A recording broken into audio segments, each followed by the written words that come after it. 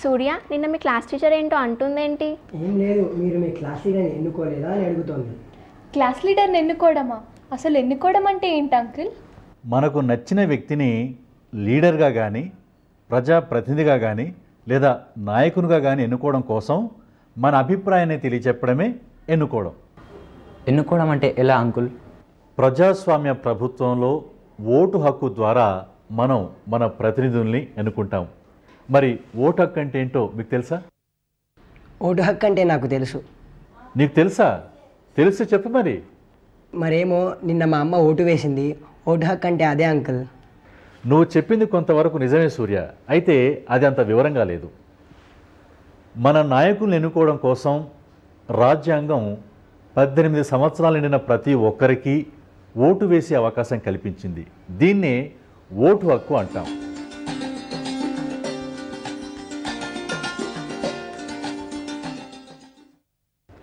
ఈ ఓటు హక్కు ద్వారా మనం మన నాయకుల్ని ప్రతినిధుల్ని ఎన్నుకుంటాం. ప్రజాస్వామ్య దేశాల్లో ఈ ఓటు హక్కును చాలా సమర్థవంతంగా వినియోగించుకోవడం జరుగుతోంది. ప్రజాస్వామ్యం అంటే ఏంటి అంకుల్? ప్రజాస్వామ్యం గురించి మాకు ఒక పాఠం కూడా ఉంది. ఏ దేశంలో అయితే ప్రజలకు జవాబుదారీగా ప్రజాప్రతినిధులు ఉంటారో, వారిని ఎన్నుకునే స్వేచ్ఛ ప్రజలకు ఉంటుందో అదే ప్రజాస్వామ్యం. ఈ ప్రజాస్వామ్యాన్ని అబ్రహం లింకన్ చాలా చక్కగా నిర్వచించారు. ఇంతకీ అబ్రహం లింకన్ అంటే ఎవరో మీకు తెలుసా? తెలియదు అంకుల్. అబ్రహం లింకన్ అమెరికా దేశపు మాజీ ప్రెసిడెంట్, ప్రముఖ రాజకీయవేత్త. ఇతను ప్రజాస్వామ్యాన్ని చాలా చక్కగా నిర్వచించారు. ఎలాగంటే, ప్రజల చేత, ప్రజల ద్వారా, ప్రజల కొరకు ఏర్పడ్డదే ప్రజాస్వామ్య ప్రభుత్వం. ఇంతకుముందు ప్రజాస్వామ్య దేశాలు అని అన్నారు. మరి ఏ దేశాలలో ప్రజాస్వామ్య వ్యవస్థ ఉంది? దీనికి ఉదాహరణగా మన భారతదేశాన్ని, అమెరికా సంయుక్త రాష్ట్రాల్ని, బ్రిటన్ని, ఫ్రాన్స్ని చెప్పుకోవచ్చు. స్త్రీ పురుష కులమత భేదం లేకుండా 18 సంవత్సరాలు నిండిన ప్రతి ఒక్కరికి ఓటు హక్కు ఉంటుంది. దీన్నే వయోజన ఓటు హక్కు అంటాం.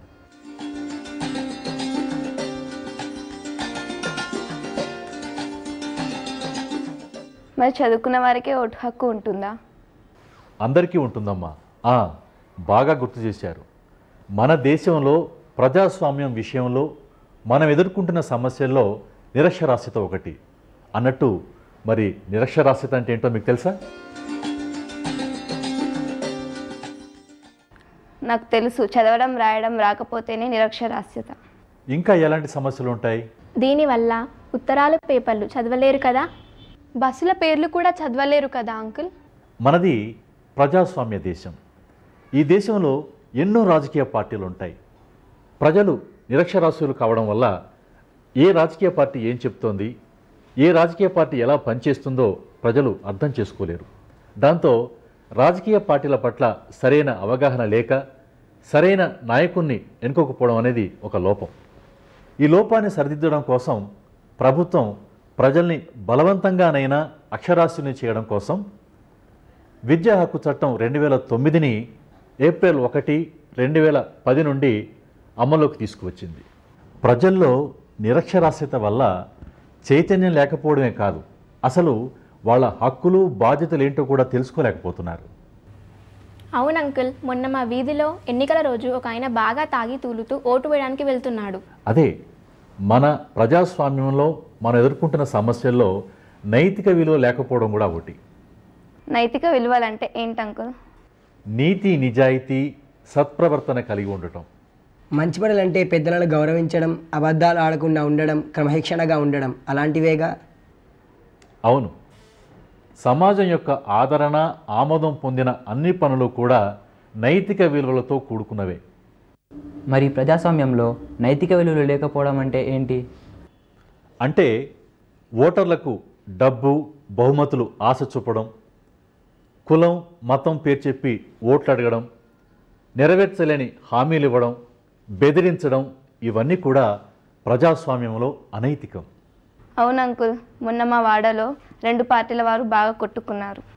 అవునమ్మా, ప్రజాస్వామ్య సమస్యల్లో ఈ నేరతత్వం కూడా ఒకటి.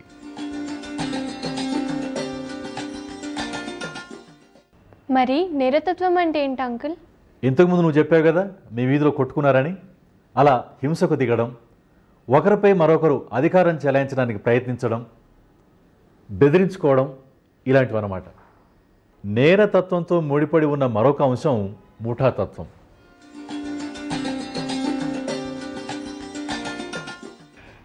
అంటే గుంపుతత్వమా అంకుల్? ముఠాతత్వం అంటే ప్రజలు వర్గాలుగా విడిపోయి సొంత మనుషుల్ని పెట్టి పోషించి వారికి ఆయుధాలిచ్చి ప్రజల్ని భయపెట్టడం అన్నమాట. వాళ్ళే కాదు అంకుల్, మొన్న ఒక ఆఫీసుకు సర్టిఫికేట్ కోసం వెళ్తే మా నాన్నను చాలా అమర్యాదగా మాట్లాడి విసుక్కున్నారు అంకుల్. అవునా?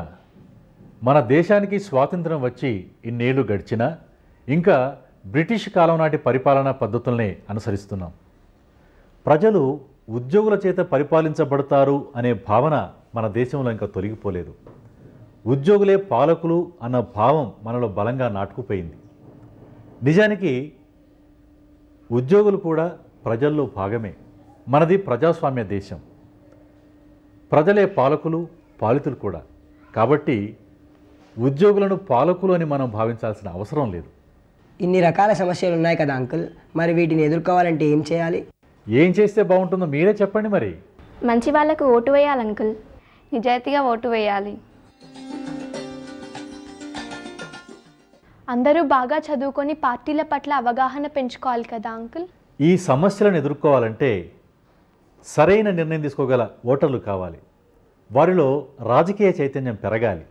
ఇంకా దేశభక్తి, సమాజం యొక్క మేలు కోరుకునేవారు, శాంతియుత విధానాల పట్ల నమ్మకం కలవారు, నీతి నిజాయితీ గల పౌరులు ఉన్నప్పుడే ఈ సమస్యలన్నీ దూరమవుతాయి, ప్రజాస్వామ్యం విజయవంతమవుతుంది.